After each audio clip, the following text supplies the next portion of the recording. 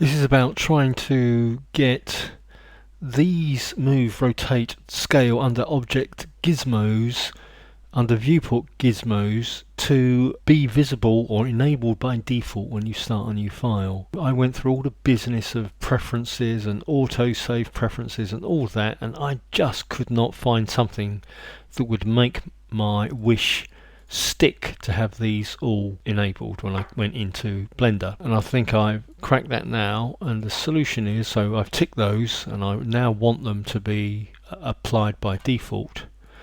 I think that the answer is under File, Defaults, Save Startup File, make the current file the default.blend file.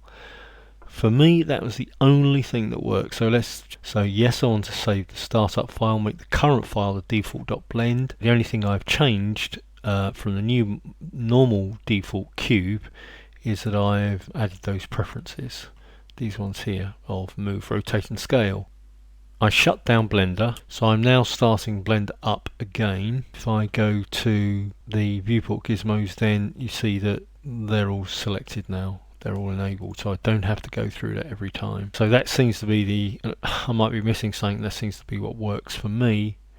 There are enough people who are saying, why isn't it saving? There we go. And yes, that appears to work for me. Great.